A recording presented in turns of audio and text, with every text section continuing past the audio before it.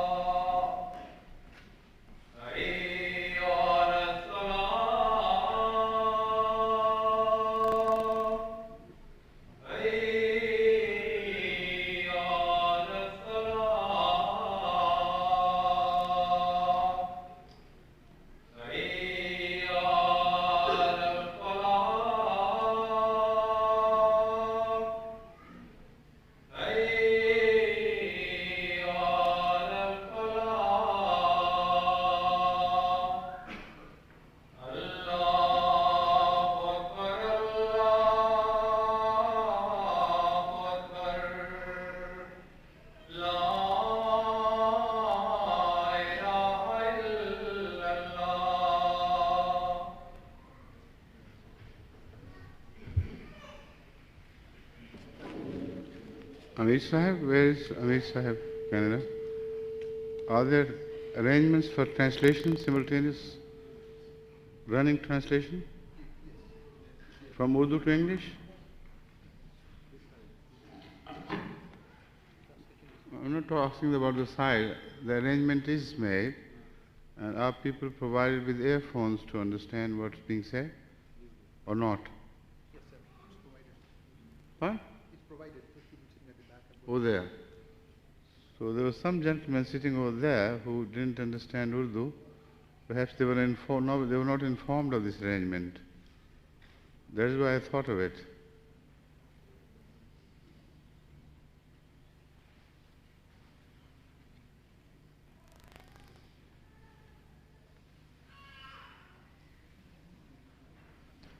You kindly lead him yourself, and then we will begin the Jummah after this.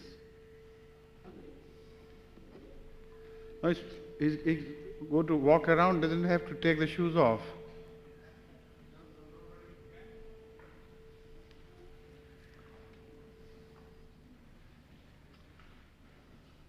To take the shoes off is essential only if you are joining the prayer.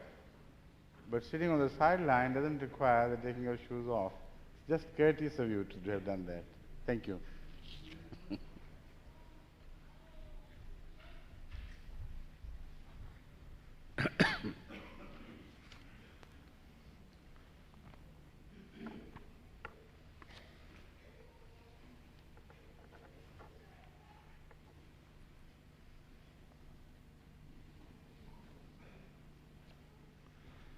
أشهد أن لا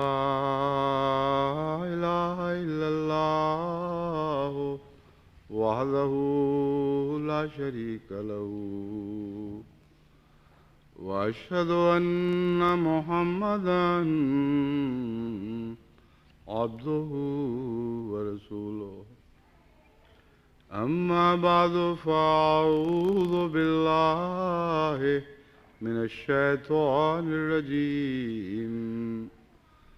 بسم الله الرحمن الرحيم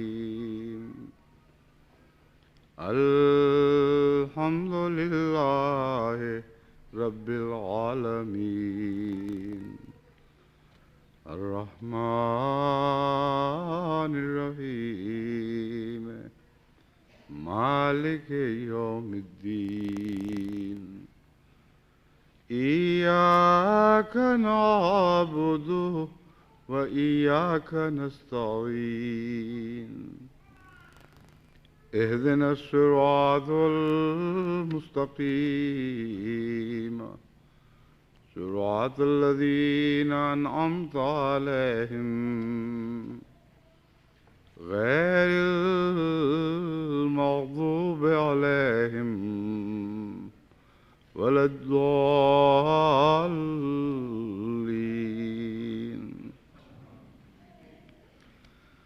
الحمد لله الذي أنزل على عبده الكتاب ولم يجعل له عوجا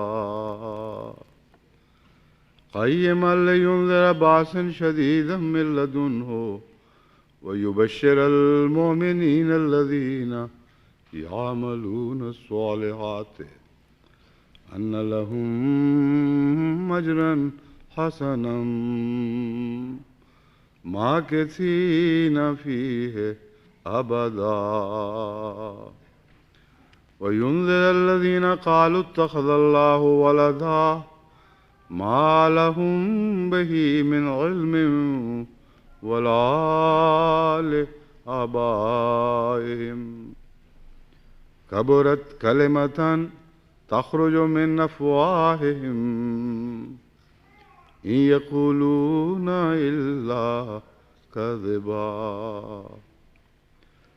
فلعلك باخع نفسك على آثارهم إن لم يؤمنوا بهذا الحديث أسفا إنا جعلنا ما على الأرض زينة لها لنبلوهم أيهم أحسن عملا وإنا لجاعلون ما عليها صعيدا جرذا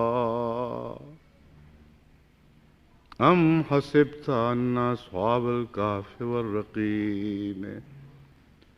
كانوا من آياتنا عجبا إذ أوى الفتية إلى الكهف فقالوا ربنا آتنا من لدنك رحمة وهيئ لنا من أمرنا رشدا.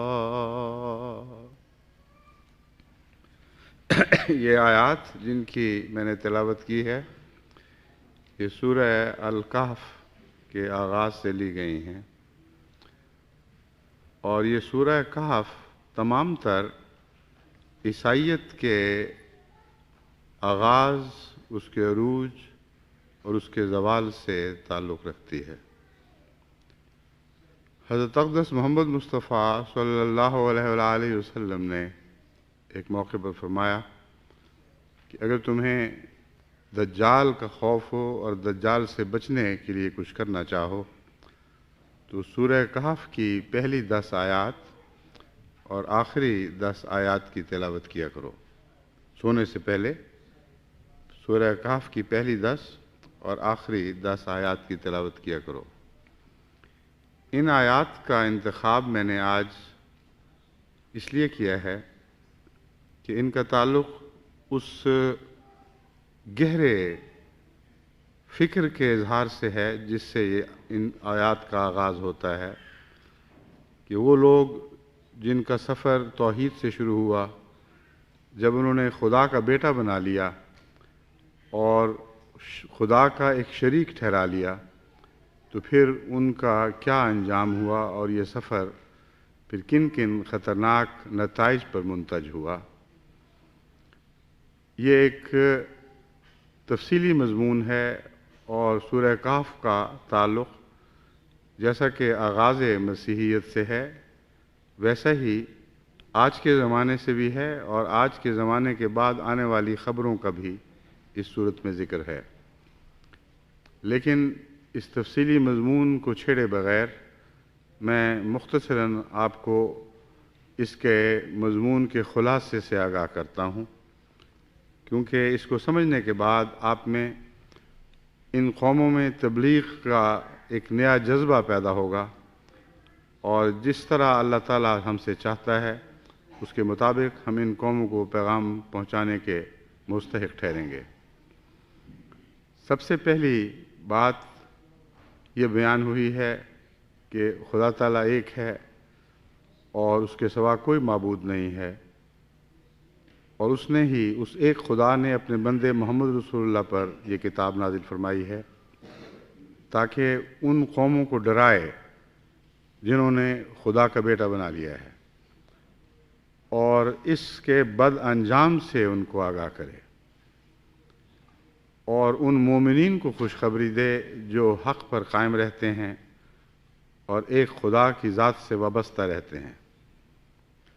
کہ ان کے لیے ایک لامتناہی اجر ہے اور ان کو کسی غم اور فکر کی ضرورت نہیں۔ لیکن وہ قومیں جو توحید سے ہٹ گئی ہیں اور کسی معنی میں بھی حضرت مسیح علیہ السلام کو واقعتاً خدا کا بیٹا سمجھ رہی ہیں اور اس کی صفات میں شریک سمجھ رہی ہیں، یہ توحید سے تعلق رکھنے والی صورت محمد پر نازل ہو رہی ہے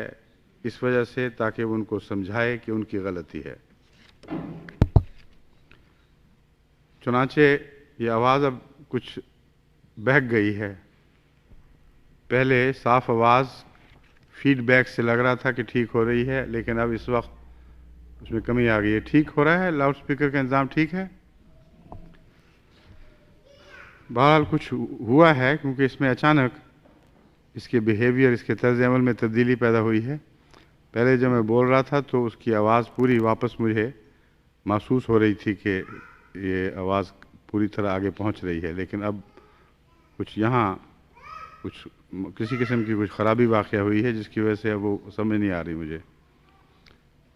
بہرحال زیادہ قریب بولنے سے شاید بہتر ہو۔ آواز ٹھیک آ رہی ہے اب؟ ٹھیک ہے۔ تو قرآن کریم نے اس صورت میں اس مضمون کو اس طرح اٹھایا ہے کہ خدا تعالیٰ کا بیٹا بنانے والوں کو محمد رسول اللہ کو متنبہ کرنے کی غرض سے بھیجا گیا ہے، اور اس کے بعد اللہ تعالیٰ حضرت صلی اللہ علیہ وآلہ وسلم کے گہرے غم کا ذکر فرماتا ہے تجھے ہم نے تنبیہ کے لیے بھیجا ہے تاکہ ان قوموں کو ان کے بد انجام سے ڈرا۔ اگر حضرت صلی اللہ علیہ وآلہ وسلم کے دل میں عیسائیت یا غیر مذاہب کے خلاف کسی قسم کے نفرت کا شائبہ بھی ہوتا تو اس خبر کو آپ خوشی سے سنتے، اور آپ کا رد عمل یہ ہوتا کہ الحمدللہ میرے خدا نے میرے دشمنوں کی شکست کی اور قطعی ہلاکت کی خبر دی ہے۔ اس کے برعکس ان آیات کے نزول کے وقت آپ کے دل کی جو گہری غم کی کیفیت تھی، اللہ تعالیٰ نے اس پر نظر فرمائی اور مضمون کو روک کر پہلے حضرت صلی اللہ علیہ وآلہ وسلم کی دل کی کیفیت کا ذکر فرما کر آپ کو تسلی دی، اور یہ اظہار یوں فرمایا فَلَعَلَّكَ بَاخِعٌ نَفْسَكَ عَلَىٰ آثَارِهِمْ إِن لَّمْ يُؤْمِنُوا بِهَٰذَا الْحَدِيثِ أَسَفًا، کہ اے محمد اس بد انجام کی خبر سے کیا تو اتنا غم محسوس کرے گا کہ اپنے جان کو ہلاک کر لے گا؟ ایک حیرت انگیز بات ہے جس کا دوسرے صحیفوں میں کہیں ذکر نہیں ملتا۔ خدا تعالیٰ کی طرف سے ایک ایسی قوم کی ہلاکت کی خبر دی جا رہی ہے جو شرک میں آگے بڑھ گئی اور جس کے بد انجام کی تفصیل محمد رسول اللہ علیہ وسلم کو کے سامنے بیان کی جا رہی ہے۔ ابھی وہ تفصیل پوری طرح واضح نہیں ہوئی، مگر حضرت صلی اللہ علیہ وآلہ وسلم کا دل کسی خوشی کے سمندر میں غوطے نہیں لگاتا، بلکہ غم کے گہرے سمندر میں ڈوب جاتا ہے، اور مضمون کو روک کر اللہ تعالیٰ فرماتا ہے کہ اے میرے بندے، کیا تو ان کی ہلاکت کی خبر سے جو تیری باتوں پر ایمان نہیں لائیں گے اور بد انجام کو پہنچیں گے، اپنے آپ کو غم سے ہلاک کر لے گا، ایسا نہ کر۔ اور پھر یہ کہہ کر ایک اور تسکین بخش مضمون شروع ہو جاتا ہے، اور وہ ہے ان قوموں کے نیک آغاز کا ذکر۔ فرمایا یہ ہمیشہ سے بد نہیں ہیں، ہمیشہ سے بھٹکے ہوئے نہیں ہیں، آغاز میں ان میں ایسے لوگ تھے جنہوں نے توحید کی خاطر عظیم الشان قربانیاں کی ہیں، اور وہ اصحاب کہف ہیں۔ انہوں نے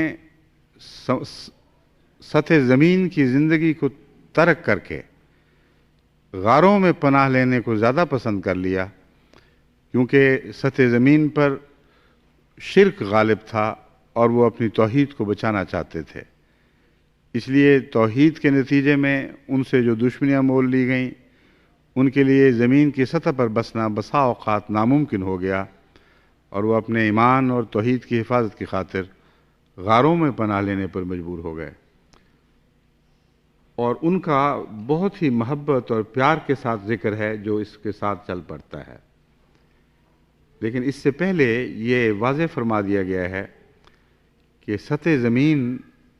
پر جو نعمتیں دی گئی ہیں وہ آزمائش کے لیے ہیں، اور وہ لوگ جو شرک کے باوجود نعمتوں سے نوازے جا رہے ہیں ان کے متعلق کوئی دھوکہ نہ کھانا، کیونکہ یہ آزمائش کے لیے ہے کہ دیکھیں وہ کیسے عمل کرتے ہیں۔ ایک بہت ہی خوبصورت طرز کلام ہے۔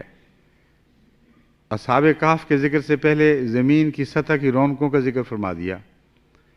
اور فرمایا کہ ہم نے کچھ لوگ ہیں جن کو بہت عظیم ترقیات عطا فرمانی ہیں اور فرما رہے ہیں، یہاں تک کہ زمین پر جو کچھ بھی ہے وہ خوبصورت بنا دیا جائے گا، اور بہت ہی دلکش صورت میں دنیا ان پر ظاہر کی جائے گی،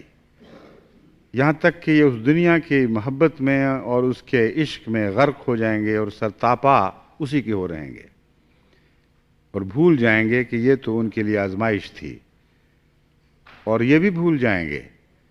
کہ ان کا آغاز بہت نیک تھا۔ ان کے آباء و اجداد میں ایسے عظیم خدا کے توحید پرست بندے تھے کہ انہوں نے دنیا کی زینتوں کو ترک کر دیا اور سطح زمین کو ترک کرتے ہوئے جانوروں کی طرح غاروں میں پناہ لینے کو زیادہ قبول کر لیا۔ یہ جو مضمون ہے آن حضرت صلی اللہ علیہ وآلہ وسلم کے زمانے میں اس کا بہت کم علم اہل عرب کو تھا، کیونکہ اکثر غاریں جن میں عیسائی توحید پرست پناہ لیا کرتے تھے وہ دنیا کے علم سے غائب تھیں، اگرچہ موجود تھیں، ان پر کوئی تحقیق نہیں ہوئی تھی، اور بہت کثرت سے وہ ایسی غاریں ہیں جو اس زمانے میں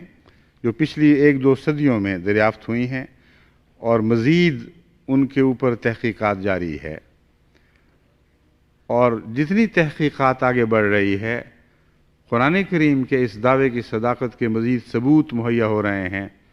کہ وہ لوگ جو ان غاروں میں پناہ گزین تھے وہ توحید پرست تھے، اور ان کا تثلیث سے کوئی تعلق نہیں تھا۔ یہاں تک توحید کے آثار ان غاروں میں مل رہے ہیں کہ عیسائی محققین کی دنیا اور یہودی محققین کی دنیا 2 حصوں میں بٹ چکی ہے۔ بعض کا خیال ہے کہ یہ عیسائی لوگ تھے ہی نہیں، بلکہ وہ موحدین تھے جن کو عیسیین کہا جاتا ہے، جن کا تعلق جن سے حضرت یحییٰ علیہ السلام کا بھی تعلق تھا، اور وہ اس فرقے کے ایک بہت بڑے بزرگ تھے ان کے نزدیک، اور قرآن کے نزدیک وہ وقت کے نبی تھے۔ تو یہ کہنے والے کہتے ہیں کہ ہو سکتا ہے ان غاروں کے اندر سے جو چیزیں دریافت ہو رہی ہیں ان کا تعلق 200 سال قبل مسیح سے شروع ہو کر 100-200 سال بعد تک کے زمانے سے ہو، لیکن یہ ایک حیرت انگیز بات ہے کہ ان مرقومات میں جن کا ان غاروں سے تعلق ہے کسی قسم کا تثلیث کا کوئی دور کا شائبہ بھی دکھائی نہیں دیتا۔ ایک مرد صادق کی بات کی جا رہی ہے، ایک ایسا شخص جو خدا کے لیے ہر قربانی کے لیے تیار ہوا، اور پھر اس مرد صادق کے ذکر کے ساتھ اور بہت سی ایسی باتیں ہیں جو مسیح کے زمانے پر زیادہ اطلاق پاتی ہیں بنسبت اس کے کہ مسیح سے پہلے کے زمانے کی باتیں ہوں۔ پھر یہ بھی ایک بہت اہم بات ان غاروں سے دریافت ہوئی ہے کہ وہ لوگ خوف زدہ تھے اور کچھ بچانے کی خاطر اپنے تبرکات کو مختلف صورتوں میں محفوظ کرنے کے لیے غاروں میں دفناتے چلے جا رہے تھے۔ جہاں خود پناہ لیتے تھے وہاں ان تبرکات کو بھی محفوظ کرتے تھے، اور ایسا کوئی دور مسیح سے پہلے یہودیت پر نہیں گزرا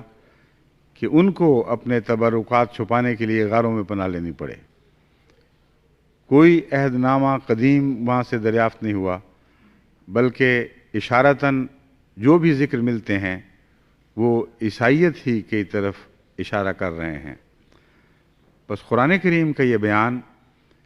کہ اے محمد صلی اللہ علیہ وآلہ وسلم مخاطب کیے بغیر شروع سے عبد کے نام کی بات ہو رہی ہے،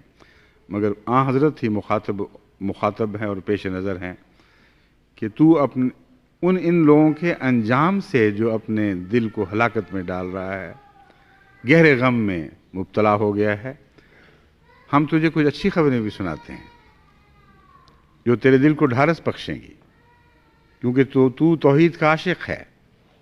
یہی عیسائی لوگ آغاز میں توحید کی خاطر انتہائی قربانی دینے والے لوگ تھے، اور جیسا کہ میں نے بیان کیا قرآن کریم فرماتا ہے تمام دنیا کی زینتوں کو چھوڑ کر وہ غاروں کے بھیانک اندھیروں میں رہنا اپنے لیے زیادہ پسند کرنے لگے، کیونکہ اس میں ان اندھیروں میں بسر ہوتے ہوئے وہ توحید کی روشنی سے منسلک رہ سکتے تھے، اور باہر کی روشنی میں ان کو اندھیرا دکھائی دیتا تھا کیونکہ ہر طرف شرک تھا۔ بس اس اشارے کے پیش نظر جو قرآن کریم میں واضح طور پر موجود ہے، میں نے ایک احمدی مخلصین نوجوانوں کی ایک ریسرچ کی ٹیم بنائی ہے کہ وہ ان غاروں سے دریافت ہونے والے تمام صحیفوں کا مطالعہ کرنے کی اہلیت پیدا کریں، اور جو کچھ بھی ان پر لکھا گیا ہے ان پر غور کریں اور صحیح نتائج اخذ کریں جو قرآن کی روشنی کے بغیر اخذ ہو نہیں سکتے۔ ایک اور اہم بات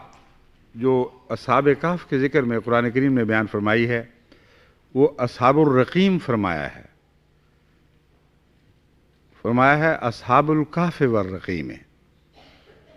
ام حسبت ان اصحاب الکہف والرقیم کانوا من آیاتنا عجبا،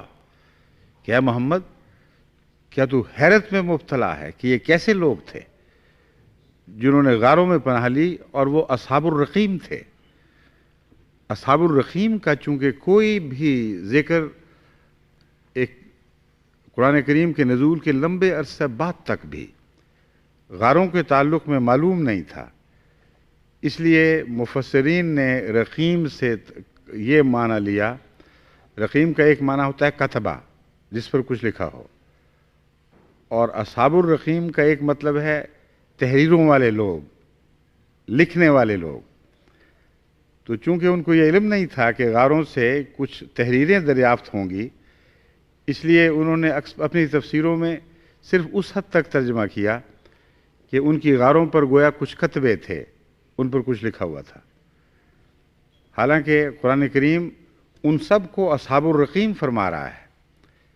غاروں میں ان لوگوں نے پناہ لی ہے جنہوں نے کچھ صحیفے ان غاروں میں چھوڑے ہیں یا وہ صحیفے لے کر ان غاروں میں داخل ہوئے ہیں۔ اور آج کے زمانے میں یہ حیرت انگیز دریافت ہوئی ہے کہ وادی قمران میں ایک نہیں 20 ایسی غاریں ہیں جہاں سے یہ صحیفے دریافت ہو چکے ہیں اور ہو رہے ہیں، اور بہت سے سائنسدان جو پرانے صحیفوں کو پڑھنے کے ماہر ہیں وہ ان تحریروں کو پڑھ کر مختلف اندازے لگا رہے ہیں۔ لیکن قرآن کے حوالے سے، قرآن کی عطا کردہ روشنی سے استفادہ کرتے ہوئے ہمیں احمدی اسکالرز کی ضرورت ہے جو وہ زبانیں سیکھیں، وہ علم سیکھیں جن سے براہ راست ان صحیفوں کا مطالعہ کر سکیں، اور محض لوگوں کی رائے زنی کو نشان منزل نہ سمجھیں، بلکہ منزل کا کھوج خود لگائیں، کیونکہ بسا اوقات قرآن کی روشنی کے بغیر انسان غلط اور متضاد نتائج نکالنے پر مجبور ہو جاتا ہے، اور یہی کیفیت ہے جو ان صحیفوں کے تعلق میں آج ہمیں دنیا میں دکھائی دے رہی ہے۔ امریکہ میں بھی میں نے اس قسم کی ریسرچ کے لیے ہدایت کی تھی، اور امریکہ میں کسی حد تک کام ہوا، اور دو مختلف الخیال، دو مکاتب فکر سے تعلق رکھنے والے متضاد نتائج نکالنے والے علماء سے انہوں نے رابطے کیے، لیکن یہ تحقیق ابھی بہت ہی ابتدائی مراحل میں ہے۔ اس لیے اگرچہ میں اس مضمون کو ایک اور رنگ میں آپ کے سامنے کھولنا چاہتا ہوں، مگر ضمناً میں یہ بھی اعلان کرتا ہوں کہ شمالی امریکہ کے دونوں ممالک کے نوجوان، خواہ وہ کینیڈا سے تعلق رکھتے ہوں یا امریکہ سے تعلق رکھتے ہوں، جن کو بھی اللہ نے علمی ذوق شوق عطا فرمایا ہے، وہ اس مضمون پر براہ راست تحقیق کریں۔ وہ زبانیں سیکھنا جن کو وہ پڑھ کر براہ راست استفادہ کر سکیں، ایک وقت طلب چیز ہے، اس میں بہت لمبی محنت، مطالعے اور کئی سالوں کی محنت کی ضرورت ہے، لیکن ان ماہرین فن سے رابطہ کر کے اصل کتابوں کا کثرت سے جو اس مضمون پر لکھی گئی ہیں، براہ راست ان کتابوں کا مطالعہ کر کے مختلف الخیال لوگوں سے ان مضامین کو خود سمجھ کر ملنے کے بعد پھر قرآن کریم کی روشنی میں ایک نتیجہ نکالنے کی کوشش جو ہے یہ شروع ہو سکتی ہے۔ اور انگلستان میں جس ٹیم کو میں نے مقرر کیا ہے، اس میں نوجوان لڑکے بھی ہیں کالج کے جانے والے، اور لڑکیاں بھی ہیں، اور دونوں اللہ کے فضل سے بڑے اخلاص اور محنت کے ساتھ اس پر کام کر رہے ہیں، اور ان کے پیش کردہ نتائج سے ہمیں نئی روشنی مل رہی ہے، نئے راستے دکھائی دے رہے ہیں، جن کے نتیجے میں بہت پر امید ہوں کہ احمدیہ تحقیق تمام دنیا کے لیے روشنی کا موجب بنے گی، اور ان کو راستہ دکھانے میں سب سے نمایاں کردار ادا کرے گی، کیونکہ قرآن کریم کا وہ بیان جو 1400 سال پہلے گزر گیا، جبکہ ان چیزوں کا کوئی وجود نہیں تھا، اس یقین سے ہر مومن کے دل کو بھر دیتا ہے کہ سوائے اس کے کہ عالم الغیب و شہادہ نے حضرت محمد رسول اللہ صلی اللہ علیہ وآلہ وسلم کو ان واقعات کی خود خبر دی ہو، عرب کے کسی باشندے سے یہ ناممکن تھا، خواہ وہ کتنا بڑا عالم ہوتا، کہ ان غاروں کا اس تفصیل سے ذکر کرتا، اور پھر اس ذکر میں اصحاب الرقیم کے لفظ داخل کر دیتا کہ یہ لوگ صحیفوں والے لوگ ہیں، اور یہ ایسا وقت آئے گا کہ جب ان صحیفوں کی دریافت سے دنیا کی آنکھیں کھل جائیں گی۔ بس مختلف پہلوؤں سے کچھ اور پہلو بھی ہیں جن پر اللہ تعالیٰ کے فضل سے ہمیں تحقیق کا موقع مل رہا ہے، لیکن اس کے لیے مجھے زیادہ دست و بازو کی ضرورت ہے، اور کثرت سے احمدی مخلصین، روشن دماغ اور تحقیق کے جذبہ رکھنے والوں کی ضرورت ہے، جو اپنے اپنے ملک میں دستیاب کتابوں کا مطالعہ کریں، اپنے اپنے ملک میں موجود اسکالرز سے تعلقات بڑھائیں، اور جو کچھ بھی ان کی تحقیق کا ماحصل ہو وہ مجھے بھجواتے رہیں۔ آغاز خلافت پر جو میں نے جماعت کو خطاب کیا تھا، اس میں شہد کی مکھیوں کے چھتے کی مثال دی تھی۔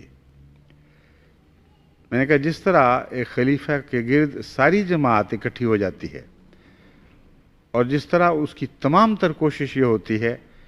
کہ جو کچھ ہمارا ماحصل ہے اس کا بہترین نچوڑ ہم اپنی ملکہ کو دیں، یعنی شہد کی مکھیوں کی یہ کوشش ہوتی ہے، اس طرح تمام عالم میں آغازی سے یہ مشاہدہ کر رہا ہوں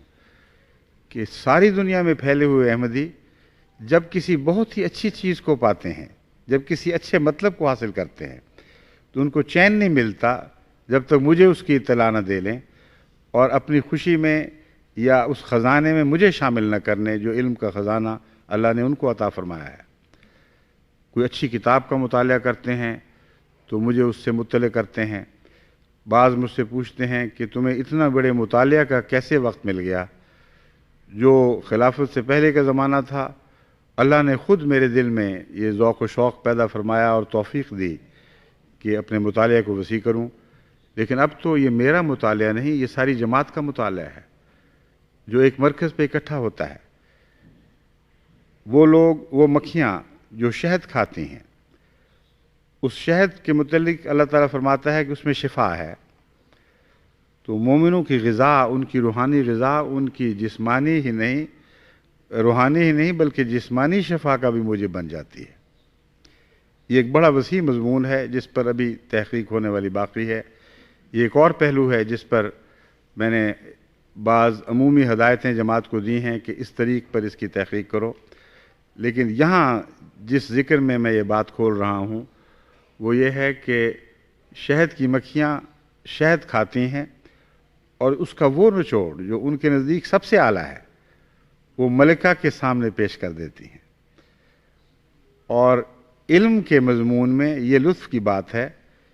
کہ خود بھی اس سے استفادہ کرتے ہیں وہ لوگ، اور پھر خلیفہ وقت کو بھی اس پہ شامل کر لیتے ہیں، اور ان کا ملکہ کے سامنے مکھیوں کی طرح وہ سب کچھ پیش کرنا انہیں محروم نہیں رکھتا۔ بس روحانی علوم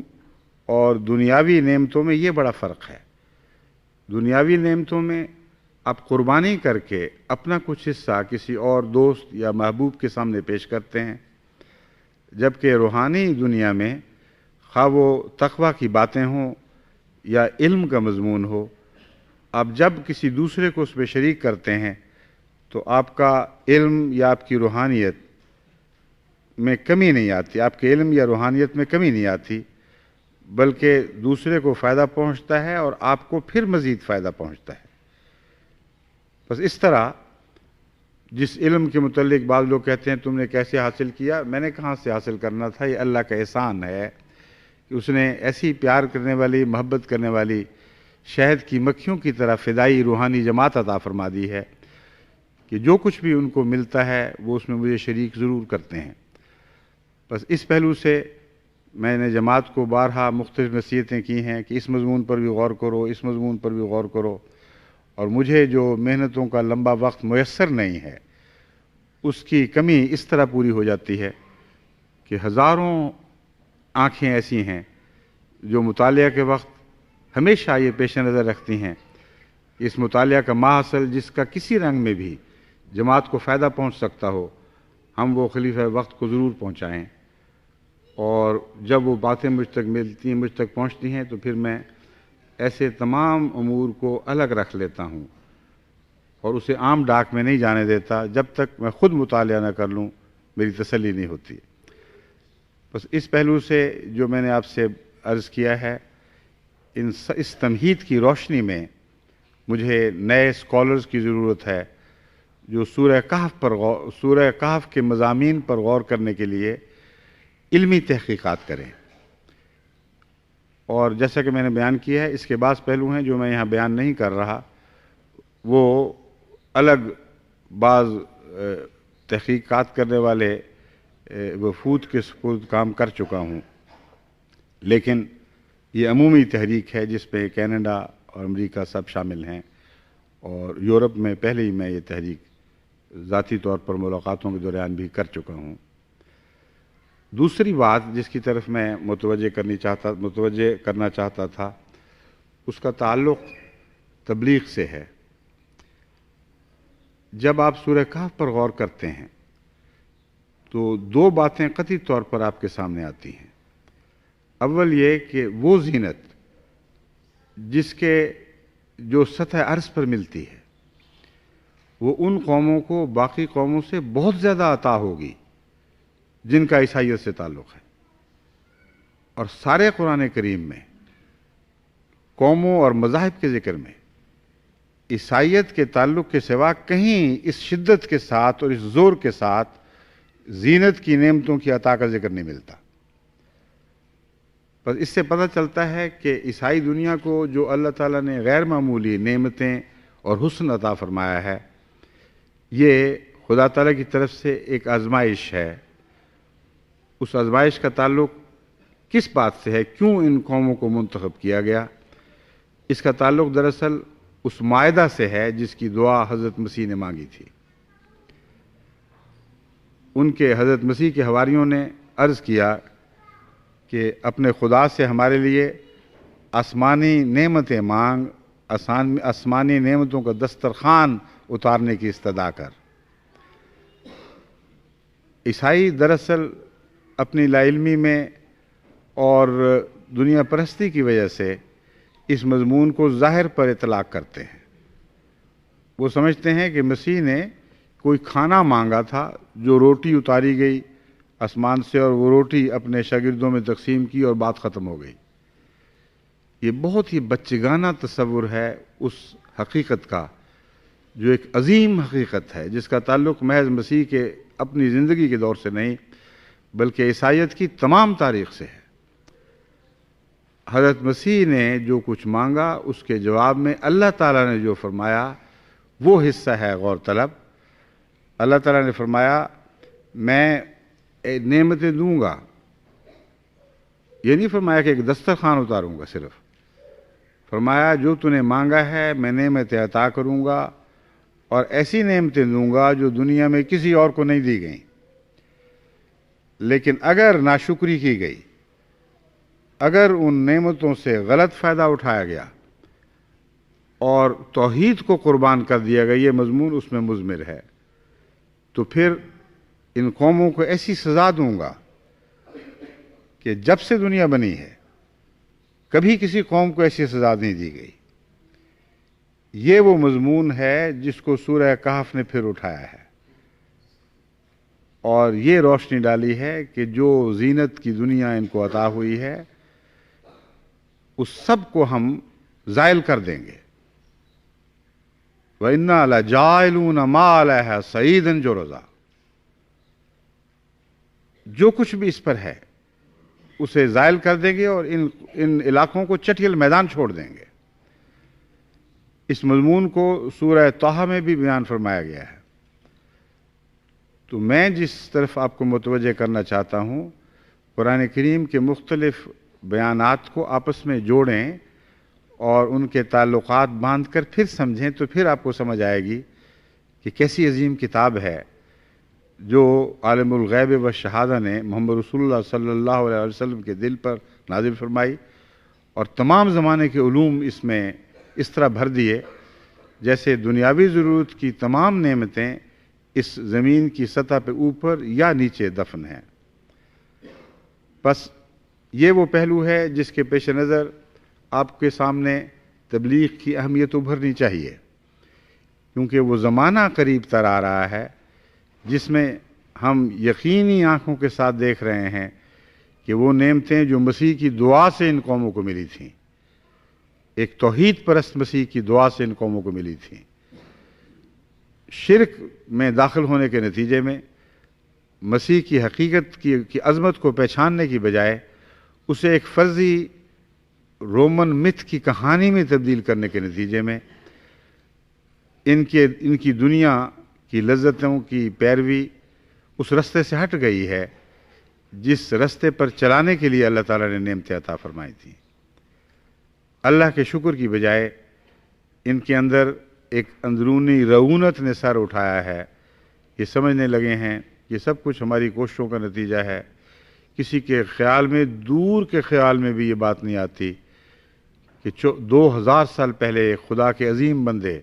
مسیح کی دعا کا پھل ہے جو ہم کھا رہے ہیں، اور چونکہ اسے وہ اپنے ہاتھوں کی کمائی اور ایسی زینت سمجھتے ہیں جس پر وہ خود مختار ہیں، جس طرح چاہیں فیصلے کریں، اس لیے ان نعمتوں کا تمام تر استعمال غلط ہو رہا ہے۔ خدا کے قریب تر لانے کی بجائے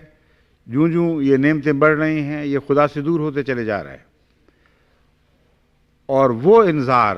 جس کی طرف سورہ کہف توجہ دلاتی ہے کہ وَإِنَّا لَجَائِلُونَ مَا عَلَيْهَا صَعِيدًا جُرُزًا، اس انجام کی طرف یہ دن بدن بڑھتے چلے جا رہے ہیں۔ اور یہی وہ انذار تھا جس کی کیفیت آن حضرت صلی اللہ علیہ وسلم کا دل بھانپ گیا، اور اس بد انجام کے غم سے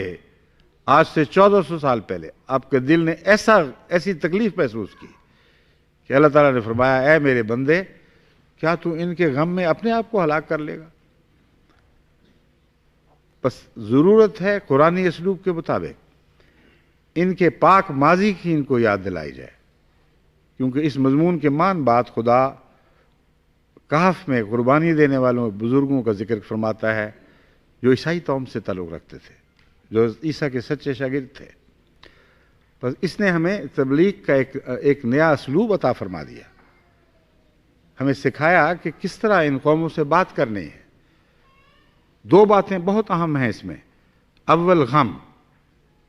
محمد رسول اللہ صلی اللہ علیہ وآلہ وسلم کی طرح بنی نوع انسان کا ہمدرد دل حاصل کیے بغیر آپ دنیا کو تبلیغ نہیں کر سکتے۔ سب سے بڑا مبلغ جو کائنات میں کبھی پیدا کیا گیا وہ حضرت اقدس محمد مصطفیٰ صلی اللہ علیہ وآلہ وسلم تھے، اور سب سے زیادہ بنی نوع انسان کی ہمدردی میں مبتلا دل اگر کسی کو عطا ہوا ہے تو وہ حضرت صلی اللہ علیہ وآلہ وسلم تھے،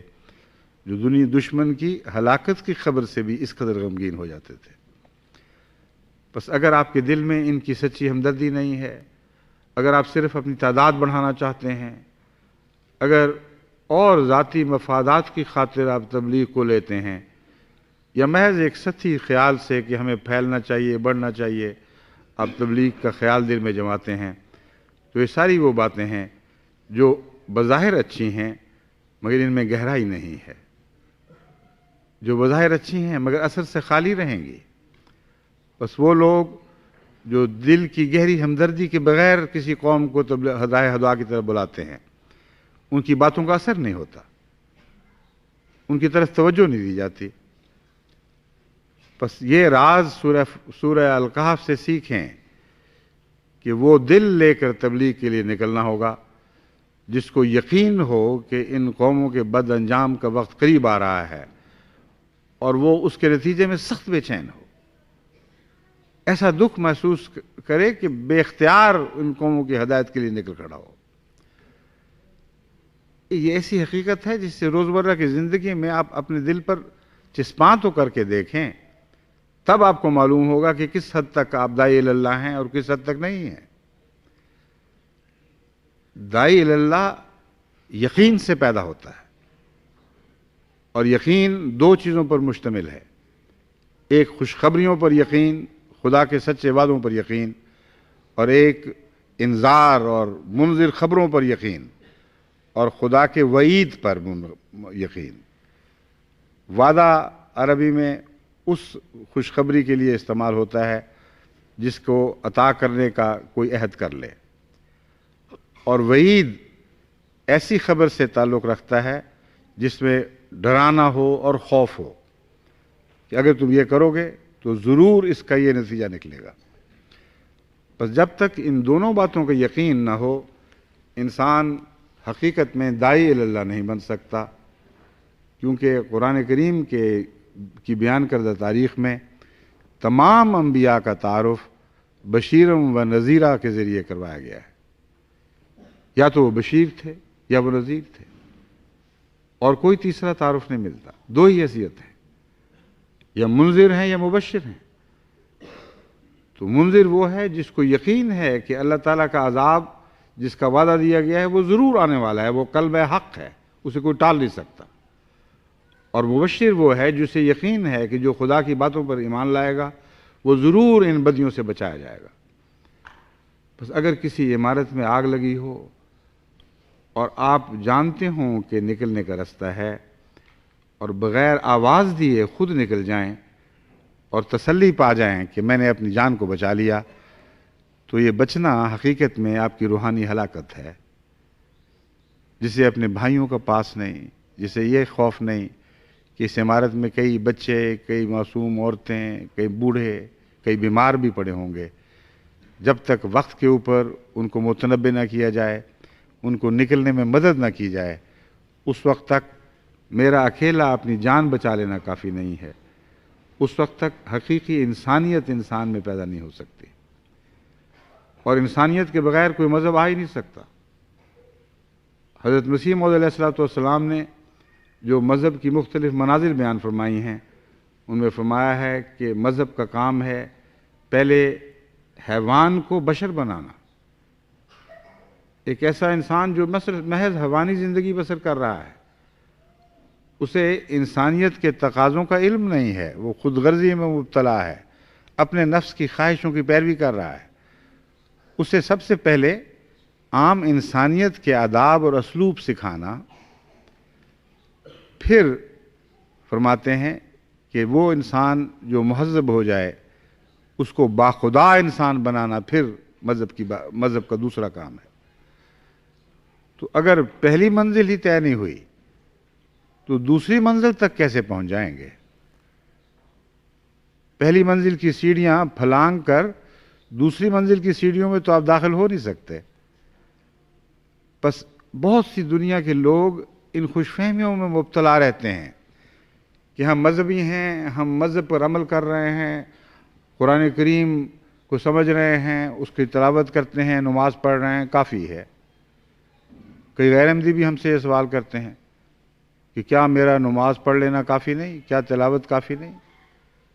اگر یہ کافی ہوتا تو محمد رسول اللہ کو کیا مصیبت پڑی تھی کہ اپنی جان ہلکان کرتے ہوئے، اپنے وجود کو جان جوکھوں میں ڈالتے ہوئے، انتہائی تکالیف کا سامنا کرتے ہوئے ہر طرف پیغام پھیلاتے چلے گئے. یہاں تک مصیبتیں سہیڑیں کہ آپ کی دشمن قومیں آپ کی پیروی میں مدینے پہنچ کر آپ پر حملہ آور ہوئیں. اور ایک ہی مقصد تھا ان کا، پہلی جنگ میں بھی اور دوسری میں بھی اور تیسری میں بھی، کہ اور جو کچھ ہو اس ایک وجود کو دنیا سے ہلاک کر دیا جائے. کیا مصیبت پڑی تھی؟ کیا آپ عبادت نہیں کرتے تھے؟ کیا آپ قرآن کے مفہوم کو نہیں سمجھتے تھے؟ تو جب آپ قرآن کو جانتے تھے آپ ہی پر تو نازل ہوا تھا، اور عبادت کا حق آپ سے بڑھ کر کوئی اور ادا کر نہیں سکتا تھا. پھر اس جہاد کی کیا ضرورت تھی؟ اس کا راز اس دل میں ہے جس کا ذکر سورہ کاف میں بیان ہوا ہے کہ وہ سچا دل جو ہمدرد ہو، اس کے لیے چین سے بیٹھنا ممکن نہیں رہتا اگر وہ اس یقین سے بھر جائے کہ اس کے ماحول میں کچھ لوگ نقصان اٹھانے والے ہیں. اس کی عام مثال ماؤں کی زندگی میں ملتی ہے، باپوں کی زندگی میں بھی ملتی ہے، اور عزیزوں کی زندگی میں ملتی ہے. کوئی ماں جس کا بچہ آگ کی طرف بڑھ رہا ہو، کیا وہ آرام سے بستر پہ لپٹ ہی سو سکتی ہے؟ ایک کروٹ بدل کر بچے کو آگ میں جاتے ہوئے دیکھے اور دوسری کروٹ لے کر پھر وہ آرام سے سو جائے؟ ناممکن ہے. وہ تو دیوانوں کی طرح جھپٹے گی. اگر آگ میں بچہ داخل بھی ہو جائے تو اس آگ میں خود اپنے آپ کو جھونک دے گی کہ کسی طرح میں اس بچے کو وہاں سے نکال لوں. یہ انسانیت، انسانی جذبے کی سچائی اپنی انتہا پر پہنچ کر اپنی روشن ترین صورت میں ہمیں دکھائی دیتی ہے. اور آن حضرت صلی اللہ علیہ وآلہ وسلم کے متعلق تو قرآن فرماتا ہے کہ اپنے ماں باپ سے بڑھ کر اس سے محبت کرو، ہر دوسرے رشتے سے زیادہ اسے چاہو. یہ ناممکن تھا کہ خدا ہم سے یہ مطالبہ کرتا اگر حضرت محمد رسول اللہ ماں باپ سے بڑھ کر ہم سے محبت نہ کرتے اور ہر دوسرے سے رشتے سے بڑھ کر ہمیں نہ چاہتے. تو قرآن کو آپ سمجھیں تو پھر آپ کو سمجھ آئے گی کہ کیسا عظیم رسول تھا جس کی غلامی کا شرف ہمیں بخشا گیا ہے. بس جو بھی اسلوب ہیں محمد رسول اللہ ہی سے سیکھنے ہیں، اور آپ سے سیکھے بغیر ہم اپنے مقاصد کو ہرگز حاصل نہیں کر سکتے. بس سورہ الکاف میں جس دل کا ذکر کیا ہے، انذار سنتے ہی کس قدر بے چین ہوا. اللہ نے مضمون کو روک کر فرمایا، ٹھہر کر اے میرے بندے، ان کی خاطر اپنے آپ کو ہلاکت میں مبتلا نہ کر. لیکن یہ دل تو نہیں بدلا کرتا. اللہ تعالیٰ نے تو پیار کے اظہار کے طور پر اور آئندہ زمانوں میں محمد رسول اللہ کی گہری صداقت کے اظہار کے طور پر یہ گواہی رکھ دی، ورنہ آن حضور اس سے باز تو نہیں آئے. مسلسل بنی نوع انسان کے غم میں مبتلا رہے، اور اسی غم کے نتیجے میں اور اس یقین کے نتیجے میں کہ انذار ضرور سچا ہے، آپ پیغام پہنچاتے رہے. بس کسی کا یہ کہنا کہ میں نماز پڑھ لیتا ہوں، میں عبادت کرتا ہوں، یا کوئی احمدی یہ کہہ دے کہ میں چندے بھی دے رہا ہوں، اب اور کیا کروں؟ اور یہ کرو کہ اپنے وجود کو جھونک دو اس آگ میں جو محبت کی آگ ہے، جس کے بغیر آپ کے دل کی سچائی ثابت نہیں ہو سکتی، جس کے بغیر آپ کا بنی نوع انسان کی ہمدردی کا دعویٰ محض جھوٹا اور فرضی دعویٰ ہے۔ بس اگر آپ دل کی گہرائی سے بنی نوع انسان کو بچانا چاہتے ہیں تو پہلے تو یہ جذبہ پیدا کریں، سچی ہمدردی جو روز مرہ آپ اپنے گھر میں اپنے بچوں سے کرتے ہیں، اپنے اہل و عیال سے کرتے ہیں، اپنی بہنوں بھائیوں سے کرتے ہیں، یا عزیز دوستوں سے، ان کو نقصان میں جاتا دیکھ کر اگر آپ سچے ہیں تعلق میں تو آپ چین سے نہیں بیٹھ سکتے۔ بس کیا یہ سچ ہے کہ یہ قومیں اپنے شرک کی وجہ سے ان تمام نعمتوں کو پانے کے بعد آخر صفحہ ہستی سے مٹا دی جائیں گی؟ اگر یہ سچ ہے، اور یقیناً سچ ہے، کیونکہ قرآن نے بیان فرمایا اور ایسے حالات میں بیان فرمایا جب قرآن ان باتوں کو بیان کرنے کی اگر بندے کا کلام ہوتا تو اہلیت ہی نہیں رکھتا تھا۔ کہاں وہ زمانہ عرب کے صحراؤں کا، کہاں ان غاروں کا ذکر جو سینکڑوں سال، 1000 سال سے زیادہ بعد کے عرصے میں دریافت ہونی تھیں اور سینکڑوں سال پہلے بنائی گئی تھیں، جن کی اشارتاً بھی کوئی خبر اہل عرب کو نہیں تھی، اور پھر ان کے اندر کے راز، کس قسم کے لوگ ان میں ملیں گے، کس قسم کے صحیفے انہوں نے پیچھے چھوڑے ہیں، یہ خدا کے سوا کسی اور کا کلام ممکن نہیں۔ پر جب قرآن سچا ہے تو وہ خبریں جو آئندہ زمانے کی دی گئی ہیں، جن میں سے بعض ہم نے پوری ہوتی دیکھ لی ہیں، وہ یقیناً سچی ہیں، ان میں ادنا بھی شک کی کوئی گنجائش نہیں ہے۔ پھر آپ کیسے آرام سے بیٹھتے ہیں؟ پھر کیوں گھر گھر منادی نہیں کرتے؟ پھر کیوں اپنے دوستوں کو اس پیغام کی طرف بلاتے نہیں ہیں؟ کیوں ان کو پیار سے سمجھاتے نہیں ہیں؟ اور سمجھانے کا جو انداز قرآن نے آپ کو سکھایا ہے وہ کیوں اختیار نہیں کرتے؟ بجائے اس کے کہ بائبل کی بحثوں میں پڑھ کر ان آیات کے کچھ مختلف معنی نکالنے کی کوشش کریں جن کے مختلف معنی عیسائی کرتے ہیں، صاف سیدھا توحید کا پیغام دیں جو ہر انسان کی فطرت میں گوندی گئی ہے۔ یہ ایسا پیغام ہے جس کو ہر سعید فطرت انسان دل سے قبول کرنے کے لیے تیار بیٹھا ہے، لیکن اگر جھگڑے کے بغیر ہمدردی سے یہ پیغام دیا جائے اور بجائے اس کے کہ یہ کہا جائے کہ تم لوگ ہلاک ہو، تم بہت گندے لوگ ہو گئے، تم نے عیسائیت کو چھوڑ دیا، ان آباء و اجداد کا ذکر کیوں نہیں کرتے جن کا ذکر قرآن نے کیا اور حضرت محمد رسول اللہ صلی اللہ علیہ وآلہ وسلم کی دل کی تسلی کے لیے وہ پاک باز کہانیاں آپ کے سامنے پیش کی جو پاک باز لوگوں سے تعلق رکھتی تھیں۔ اتنا عظیم الشان آغاز ہے عیسائیت کا کہ قرآن نے جیسا خراج تحسین اس کو پیش فرمایا ہے ویسا کسی اور قوم کی تاریخ بیان کرتے ہوئے اس طرح تفصیل سے بیان نہیں فرمایا۔ سینکڑوں سال کی تاریخ غاروں کے حوالے سے بیان فرما دی گئی، وہ تاریخ جو لکھی گئی اور ان غاروں میں محفوظ کر دی گئی اس کا ذکر فرمایا گیا اور کہا دیکھو کتنے عظیم بندے تھے عیسیٰ کے ماننے والے، جو اسے پوچھتے نہیں تھے، جو اس کی طرح خدا واحد کو پوچھتے تھے، اور جس طرح خدا واحد کی خاطر عیسیٰ نے اپنی زندگی تمام عمر مصیبتوں میں مبتلا کر دی، مصیبتوں میں جھونک دی، اسی طرح ان پاک بندوں نے اپنے آقا کی غلامی کا سچا حق ادا کیا اور سطح زمین کی لذتوں کو چھوڑ کر غاروں میں چلے گئے۔ ان کا ذکر کیوں نہیں کرتے؟ وہ آپ ذکر کریں تو پھر آپس میں مد مقابل دو کیمپوں کی کیفیت نہیں ہوگی، بلکہ آپ ان کے ساتھ چل کر ان کے پاک ماضی کا ذکر کرتے ہوئے انہیں پاک مستقبل کی طرف دعوت دینے کی کوشش کریں گے، اور یہ ایک نہایت ہی حکیمانہ طریق ہے جو محبت کے ساتھ بغیر کسی جھگڑے کو طول دیے انسان کے دل میں راہ پا جاتا ہے۔ یہ وہ طریق ہے جو دل سے نکلتا ہے اور دل تک راہ پاتا ہے۔ بس سب سے پہلے سچی ہمدردی اور پیار کے ساتھ خود اپنے دل کو متاثر کریں اور غور کریں کہ آپ کون ہیں، کیا ہیں، کیا یہ واقعی سچ ہے کہ اگر یہ لوگ انذار کی طرف جا رہے ہیں تو آپ کے لیے خوشخبریاں مقدر ہیں؟ اگر خوشخبریاں مقدر ہیں اور آپ کو یقین ہے، اور ہونا چاہیے، کیونکہ حضرت مسیح موعود علیہ الصلوۃ والسلام نے جتنی نیک خبریں جماعت احمدیہ کو دی تھیں، اب ہم اس دور میں بڑی تیزی سے داخل ہو رہے ہیں جبکہ وہ خبریں پہلے سے بڑھ کر شان کے ساتھ نمایاں طور پر چاند سورج کی طرح روشن ہو کر ہمارے سامنے ظاہر ہو رہی ہیں۔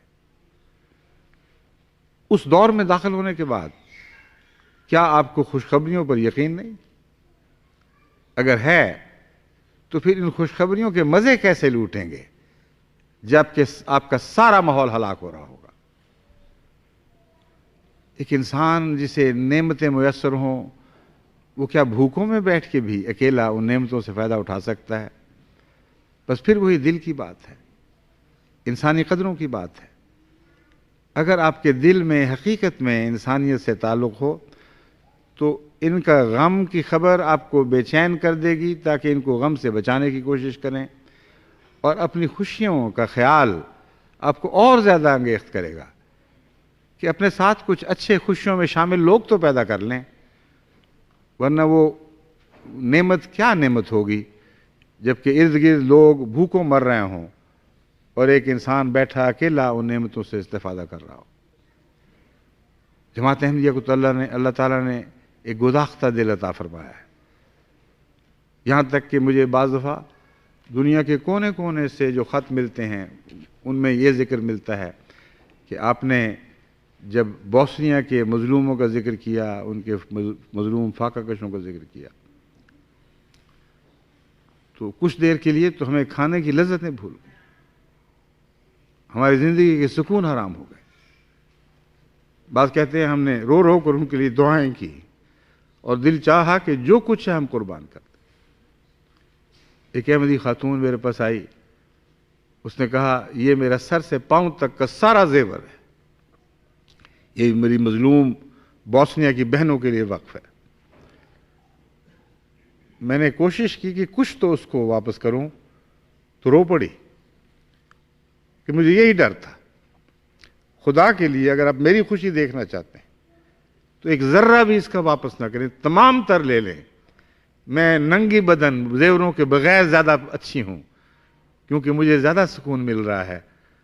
اس خیال سے کہ یہ میری مظلوم بہنوں کے کام آئے گا۔ یہ دل گداختہ ہے جسے خدا نے احمدیت کو عطا فرمایا ہے۔ یہ دل اگر کسی سینے میں نہیں ہے تو وہ احمدیت کی حقیقت سے ناآشنا ہے، اس کو معلوم نہیں کہ احمدیت اس کے لیے کیا کیا لذتیں رکھتی ہے۔ احمدیت کا غم چونکہ لوگوں کی بھلائی کا غم ہے، یہ غم بھی لذیذ ہے، اس غم کا بھی ایک الگ مزہ ہے جو دنیا کے غموں سے مختلف ہے، اور احمدیت کی خوشیاں بھی دنیا سے الگ ہیں، کیونکہ اپنے بھائی کو اپنی خوشیوں میں شریک کر کے آپ زیادہ خوش ہوتے ہیں۔ یہی وہ دو چیزیں ہیں جو تبلیغ میں آپ کی ممد ہو سکتی ہیں، آپ کی کارآمد ہو سکتی ہیں۔ اس کے بغیر آپ کیسے تبلیغ کریں گے؟ مجھے نارتھ امریکہ کے دونوں ملکوں سے شکوہ ہے کہ یہاں تبلیغ کی طرف کوئی توجہ نہیں دی جا رہی ہے، تو انفرادی ہے کہ اتفاق سے اللہ تعالیٰ کی طرف سے کوئی سعادت مند دل ہے جو اتفاق سے پیدا ہو گیا ہے۔ دیکھیں صحراؤں میں بھی تو نخلستان ملتے ہیں، سارے کا سارا صحرا تو ویرانہ نہیں ہوا کرتا، تو انسانوں میں بھی نخلستان ہیں جو کوششوں کے نتیجے سے پیدا نہیں ہوتے، کسی قومی کوشش یا سائنسی آلات کے استعمال سے وہ نہیں ہوگا کرتے۔ یہ اللہ کے احسان کی چھینٹیں ہیں جن سے دنیا کا ہر خطہ کسی نہ کسی رنگ میں فائدہ اٹھاتا ہے۔ قوموں میں بھی اسی طرح اچھے لوگ ہیں، عیسائیت میں بھی ہیں، یہودیت میں بھی ہیں، مشرکوں میں بھی ایسے اچھے دل نیک دل لوگ مل جاتے ہیں، تو احمدیت میں تو زیادہ ملنے چاہیے اور ملتے ہیں۔ ایسے لوگ ہیں جو اپنے آپ کو وقف کیے ہوئے ہیں تبلیغ کے لیے، اور انہی کا کھایا انہی کی کمائی اب سب مل کر کھاتے اور اپنی طرف سے فخر سے کہتے ہیں اس سال کینیڈا کو 200 بنانے کی توفیق ملی اور اس سال 300 بنانے کی توفیق ملی اور 400 غیر مسلموں کو مسلمان کرنے کی توفیق ملی، حالانکہ آپ میں سے اکثریت ایسی ہے جن کا کوئی بھی اس میں کام نہیں تھا، گنتی کے 5 10 15 ہوں گے جن کی محنتوں کا یہ پھل ہے، اور بڑے فخر سے ہم کہہ کر اس میں شامل ہو رہے ہیں۔ بھئی ہم تو ہیں لیکن ہم نے کام کیوں نہ کیا مل کے؟ محنت کی دفعہ وہ الگ ہو گئے اور آپ الگ رہے، اور جب پھل بانٹنے کا وقت آیا تو ہم کہہ کر سارے شامل ہو گئے. یہ تو جائز بات نہیں. آپ میں سے ہر ایک کو مبلغ بننا ہوگا، چھوٹے بڑے بوڑھے جوان مرد عورت، ہر ایک کو اپنے دائرے میں تبلیغ کرنی ہوگی. اور جنہوں نے ایسا شروع کیا ہے اللہ تعالیٰ نے ان کو بڑے پھل عطا کرنے شروع کر دیے ہیں. حیرت انگیز پاک تبدیلیاں پیدا ہو رہی ہیں. عالم احمدیت جاگ اٹھا ہے اور جاگنے کے وقت کی سنسناہٹ کی آوازیں سنائی دے رہی ہیں. جس طرح صبح جاگتی ہے تو رات کی خاموشیاں ایک عجیب قسم کی بناہٹ میں تبدیل ہو جاتی ہیں. اس طرح کل عالم احمدیت میں ایک منظر ہے، ہر طرف جاگ ہو رہی ہے، اٹھ رہے ہیں. جیسے صبح سویرے ہل لے کر لوگ زمیندار ہلوں کی طرف چل پڑتے ہیں، کام کرنے والے اپنے ہتھیار لے کر کاموں کی طرف چل پڑتے ہیں، ویسے ہی منظر دنیا احمدیت میں دکھائی دے رہا ہے. یہاں کیوں دکھائی نہ دے؟ نارتھ امریکہ کے ملکوں کا کیا قصور ہے کہ یہاں خدا کی وہ رحمتیں نازل نہ ہوں؟ اس لیے اپنے دلوں میں پاک تبدیلیاں پیدا کریں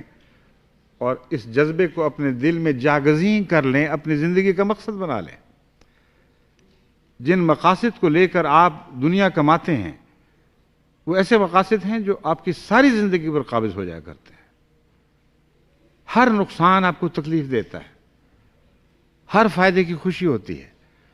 اور جب تک آپ ان مقاصد کو حاصل نہ کر لیں آپ چین سے بیٹھ ہی نہیں سکتے. یہ اپنایت پیدا کریں خدا کے پیغام سے. اور جیسا کہ میں نے بار بار آپ کو سمجھانے کی کوشش کی ہے، یہ اپنایت یقین کے بغیر پیدا نہیں ہو سکتی. انذار کا یقین کہ لازماً خدا نے جو خبریں انذار یعنی ڈرانے کے طور پر خدا کے رستے سے ہٹنے والوں کے لیے دی ہیں وہ سچی ہیں، ضرور پوری ہوں گی. اور تبشیر اور بشارت کا یقین کہ اللہ تعالیٰ اپنے ان پاک بندوں پر ضرور رحمت نازل فرمائے گا جو ان قوموں کو بچانے کے لیے سر دھڑ کی بازی لگا دیتے ہیں. یہ دو باتیں ہیں جو آپ میں قوت عمل پیدا کریں گی. اور اسلوب تبلیغ کا خدا نے خود ہی بتا دیا ہے. ہمدردی اور پیار سے بات کرو، دلیلیں تو بعد کی باتیں ہیں. انسان کی نظر سچے دل کے اوپر پڑا کرتی ہے. اور میں نے بارہا اسلام قبول کرنے والوں یا غیر احمدیوں میں سے احمدی ہونے والوں سے سوال کیے ہیں، اور اکثر میں ان سے پوچھتا ہوں جب ملتے ہیں کہ تمہیں کس بات نے متاثر کیا. یہ جواب اکثر کا ہے کہ ہمارا فلاں دوست تھا، وہ دل کا سچا تھا، اس کے اندر گہرے اخلاق تھے، اس کے اندر سچا پیار تھا اور قربانی کا جذبہ تھا، اور اس نے ہمیں متاثر کیا اور پیغام بعد میں آیا ہے. تو اصل حقیقت یہ ہے کہ پیغام خواہ کیسا ہی سچا ہو، کتنی ہی اس میں دل جیتنے اور عقلوں کو قائل کرنے کا مادہ موجود ہو، جب تک مؤثر نہیں ہو سکتا جب تک کہ پیغام پیش کرنے والا اپنے حسن کی ٹرے میں مجمع میں سجا کر اسے پیش نہ کرے. دیکھو اچھی چیزیں بھی اگر برے طریق پر پیش کی جائیں تو انسان اس کو رد کر دیتا ہے. کسی گندے غلیظ برتنوں میں آپ اچھے سے اچھا کھانا پیش کریں، لوگ اس کو حرص کی نظر سے تو کیا دیکھنا، نفرت کی نگاہ سے دیکھتے ہوئے ٹھوکر مار کے اسے توڑنے کی کوشش کرتے ہیں. کبھی کسی غلیظ گندے برتن میں آپ کو خدا نخواستہ اگر کھانا پیش کیا تو سوچیں آپ کے دل کی کیا کیفیت ہوگی. مگر بعض لوگ سلیقے سے بات کرتے ہیں، سلیقے سے چیز پیش کرتے ہیں. وہ گندا ناپاک غلیظ کھانا، غلیظ تو نہیں، گندا ناپاک غلطی سے کہہ گیا ہوں، معمولی غریبانہ کھانا جسے دال روٹی کہا جاتا ہے، وہ بھی پیار محبت کے ساتھ سلیقے کے ساتھ تشتری میں سجا کر آپ کے سامنے رکھیں تو آپ اسی محبت اور پیار سے کھائیں گے. خواہ آپ کو بھوک نہ بھی ہو تو دو نوالے لے لیں گے. تو تبلیغ کا ڈھنگ یہ ہے کہ حضرت محمد رسول اللہ کا دل پیدا کریں، اور جتنے احمدی کامیاب مبلغ ہیں سب اسی دل کے فیض سے تبلیغ کرتے ہیں. سچا پیار بنی نوع انسان سے ہو، ان کے غم کو اپنا غم بنائیں، ان کی فکروں کو اپنی فکریں بنا لیں، ان کے بد انجام پر یہ نظر رکھتے ہوئے ان کو بچانے کی کوشش کریں. اس کے سوا اور کوئی تبلیغ کا راستہ نہیں. اور وہ خوشیاں جن کے وعدے آپ کو دیے گئے ہیں سوچیں کہ ان لوگوں کے جو آپ کے ماحول میں بستے ہیں، ان کے ہلاک ہونے کے نتیجے میں آپ کیسے خوش ہوں گے؟ بس سچی انسانیت کے بغیر کوئی کام ممکن نہیں۔ تبلیغ کے لیے سچی گہری انسانیت کی ضرورت ہے۔ خدا کی طرف سے پاک ہوائیں چلائی جا رہی ہیں، کل عالم میں چلائی جا رہی ہیں، آپ پر سے بھی یہ ہوائیں گزر رہی ہیں، لیکن یہ ہوائیں جہاں فیض برساتی ہیں، اگر وہاں ریگستان ہو تو کچھ ان حصوں پر ضرور فیض برسا جاتی ہیں جو خدا کے فضل کے ساتھ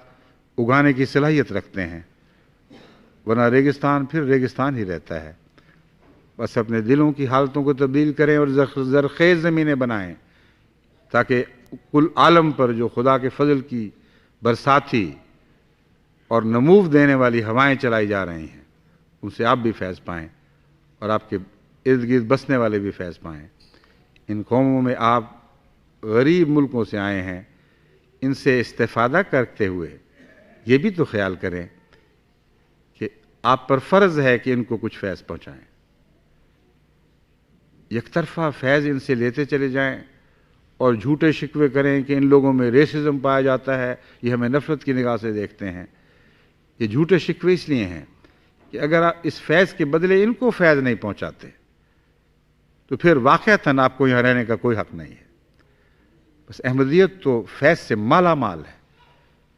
دنیاوی فیض ان سے حاصل کریں، اس سے بہت بہتر روحانی فیض ان کو پہنچائیں، اور آپ میں سے ہر ایک اپنے آپ کو اس کے لیے وقف کر دے۔ جب تک آپ صاحب اولاد نہ ہو، آپ میں سے ہر ایک میرا مخاطب ہے، اس وقت تک لوگوں کے صاحب اولاد سے آپ کیسے خوشیوں کے جشن منائیں گے؟ وہ مائیں جو اولاد سے محروم رہتی ہیں، ان کی بہنوں، ان کے بھائیوں، ان کے عزیزوں کے ہاں جب پیدائش کے بعد پیدائش ہوتی ہے،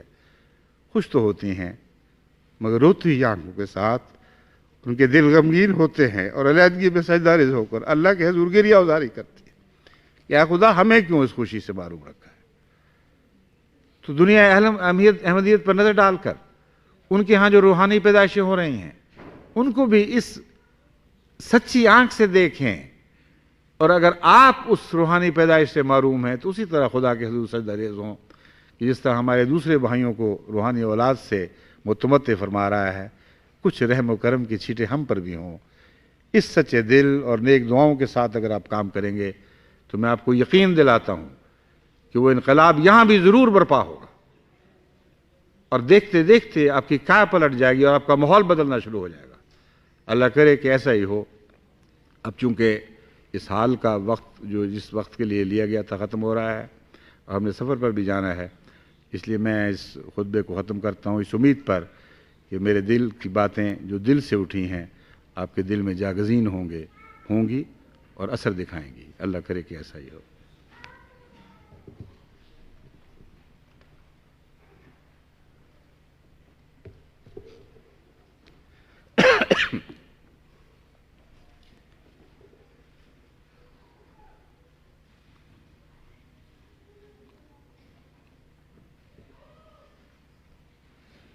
الحمد لله نحمده ونستعينه ونستغفره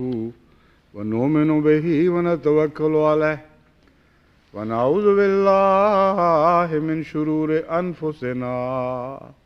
ومن سيئات أعمالنا من يهده الله فلا مضل له ومن يضلله فلا هادي له ونشهد أن لا إله إلا الله وحده لا شريك له ونشهد أن محمدًا عبده ورسوله عباد الله رحمكم الله إن الله يأمر بالعدل والإحسان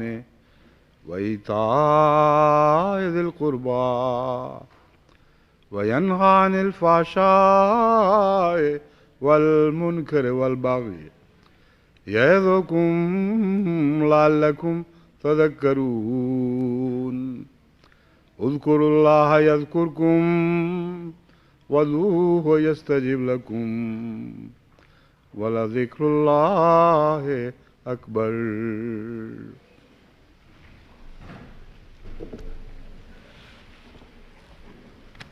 Private sector.